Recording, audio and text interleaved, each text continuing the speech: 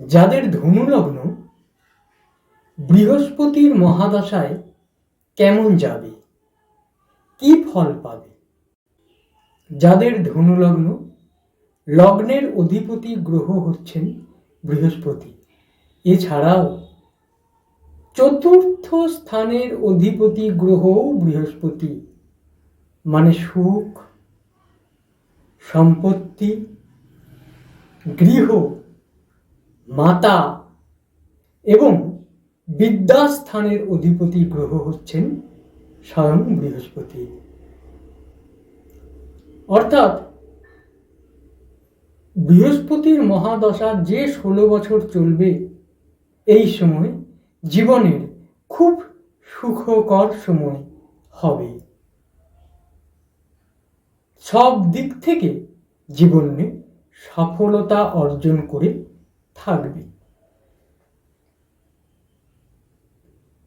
যারা পড়াশোনার জীবনে আছে, এই দশা চলাকালীন যে কোনো দিকে, যে কোনো স্ট্রিম নিয়ে পড়াশোনার রাস্তা তাদের সামনে খোলা থাকবে। হায়ার এডুকেশনে পৌঁছে যাওয়ার রাস্তা তাদের সামনে পরিষ্কার থাকবে। পড়াশোনার জীবনে তাদের বিদেশ চলে যাওয়ারও সম্ভাবনা থাকবে। বৃহস্পতি বিবাহ কারক গ্রহ। যারা বিবাহযোগ্য, বিবাহের দেখাশোনা চলছে, এই সময়টা যদি থাকে তাহলে কিন্তু এই সময়ের মধ্যেই বিয়ে হয়ে যাবে। বিশেষ করে কোন কোন সময়গুলো বিশেষ ইম্পর্টেন্ট এবং সাপোর্টেবল, সেই সময়গুলো আমি বলে দিই। বৃহস্পতির মহাদশায়, বৃহস্পতির অন্তর্দশায়, মঙ্গলের অন্তর্দশায়, রবির অন্তর্দশায়, চন্দ্রের অন্তর্দশায় বিবাহ অবশ্যই হয়ে যাবে। এই অন্তর্দশাগুলোর মধ্যে যে কোনো একটা অন্তর্দশায় বিবাহ সম্পন্ন হয়ে যাবে। যারা বিবাহ করে ফেলেছেন, বিয়ে হয়ে গেছে, তাদের এই সময় সন্তান যোগ বিদ্যমান থাকবে। সন্তান হবার সম্ভাবনা খুব বেশি থাকবে। বিশেষ করে পঞ্চমপতি, নবমপতির অন্তর্দশায় সন্তান লাভ হয়ে থাকবে। যারা কর্মজীবনে আছে,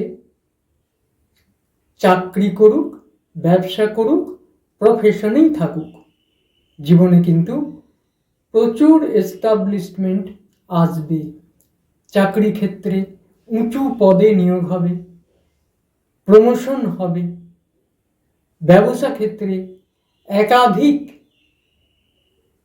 রাস্তা খুলে যাবে, একাধিক শাখা খোলার সম্ভাবনা থাকবে। যারা প্রফেশনে আছেন, জীবনে হিউজ এস্টাবলিশমেন্ট পাবেন। এই বৃহস্পতির মহাদশায় জীবনে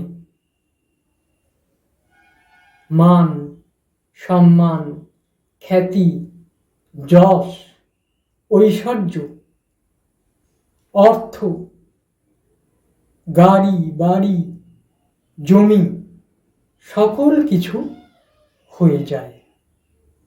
এই সময়ের মধ্যে দান, ধ্যান, পূজা, ভক্তি, তীর্থ ভ্রমণ এবং বিদেশ ভ্রমণ যোগ চলে এবং হয়েও যায়। এই সময়ে বন্ধু বান্ধব, আত্মীয় স্বজন নিয়ে, চাকর বাকর নিয়ে, নিজের পরিবার বর্গকে নিয়ে সুখে, শান্তিতে, আনন্দে সম্পূর্ণ একটা প্রতিষ্ঠিত জীবন লাভ করে।